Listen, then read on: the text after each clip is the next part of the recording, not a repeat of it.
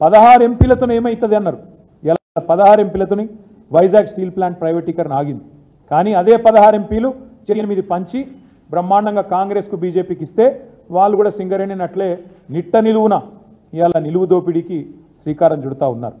మనకు captive mines ఇవ్వడం లేదు అంటేనే గుజరాత్లో ఇచ్చి, ఒరిస్ట్రాలో ఇచ్చి, తమిళనాడులో ఇచ్చి మనకు మాత్రమే ఇస్తలేరంటే ఇక్కడి ఎంపీల అశక్తత, ఇక్కడి ప్రభుత్వం అశక్తత.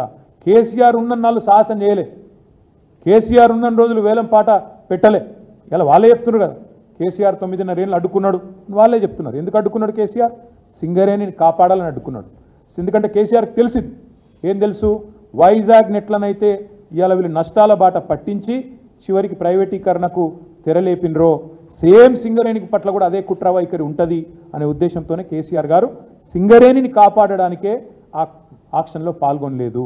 ఇప్పుడు కూడా మేము చెప్తా ఉన్నాం, రేవంత్ రెడ్డిని, బట్టి విక్రమార్క గారిని, అదేవిధంగా కేంద్ర బొగ్గు గనుల శాఖ మంత్రి కిషన్ రెడ్డి గారిని కూడా డిమాండ్ చేస్తూ ఉన్నాం. ఎవరైనా కేంద్ర కేబినెట్ మంత్రి కొత్తగా అయితే రాష్ట్రానికి ఒక ప్రాజెక్టు తేవాలి, కొత్త ప్రాజెక్టు తేవాలి. కానీ మా కిషన్ రెడ్డి అన్న ఏం చేస్తాడు, ఉన్న వాటిని అమ్ముకునే ప్రయత్నం చేస్తూ ఉన్నాడు. 16 ఎంపీల పవర్ ఏందో ఇలా మీరు గమనించాలని చెప్పి తెలంగాణ ప్రజలకు కూడా విజ్ఞప్తి చేస్తూ ఉన్నా. 16 ఎంపీలు ఉంటే అక్కడ స్టీల్ ప్లాంట్ ప్రైవేటీకరణ అవుతుంది వైజాగ్లో, ఇక్కడ మాత్రం సింగరేణిలో టీఆర్ఎస్ లేదు ఇవాళ లోక్సభలో. కాబట్టి ప్రైవేటీకరణ ప్రారంభం జరిగింది. ఇవాళ నిరాటంకంగా ఇద్దరు కలిసి బ్రహ్మాండంగా ఇవాళ ఆయన గారేమో అమ్మమంటే ఈయన గారేమో వంతపాడుతూ నేను వేలంపాటలో పాల్గొంటా అని చెప్తా ఉన్నాడు.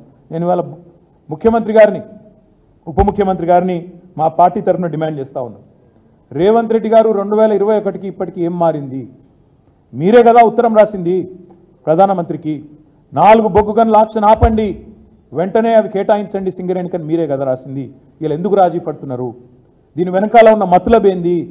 కేసుల భయమా, లేక ఇంకేమైనా భయం ఉందా? రేవంత్ రెడ్డి గారు చెప్పాలని చెప్పి సింగరేణి కార్మికుల పక్షాన, తెలంగాణ ప్రజల పక్షాన ప్రధాన ప్రతిపక్ష పార్టీగా మేము డిమాండ్ చేస్తూ ఉన్నాం.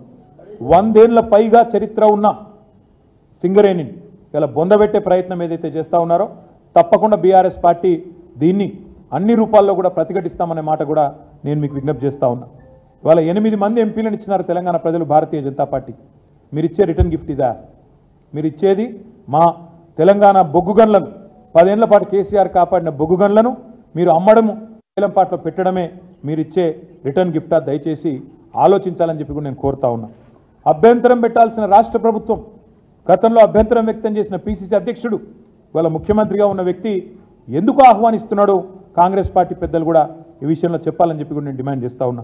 ఆనాటికి ఈనాటికి ఏం మారింది?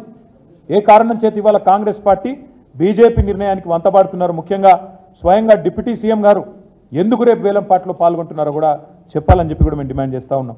ఇప్పుడు ఆపరేషన్ లేకుండానే మోకాళ్లకు ప్లాస్మా ట్రీట్మెంట్, మీ ఆర్థోపెడిక్ సమస్యలన్నిటికీ రోబోటిక్ టెక్నాలజీ ద్వారా తక్కువ ఖర్చుతో శాశ్వత పరిష్కారం, ఫ్రీ కన్సల్టేషన్, ప్రతి ట్రీట్మెంట్ పై 20% డిస్కౌంట్. ఈ ఆఫర్ కొద్ది రోజులు మాత్రమే, త్వరపడండి. V9 hospitals 9281465842.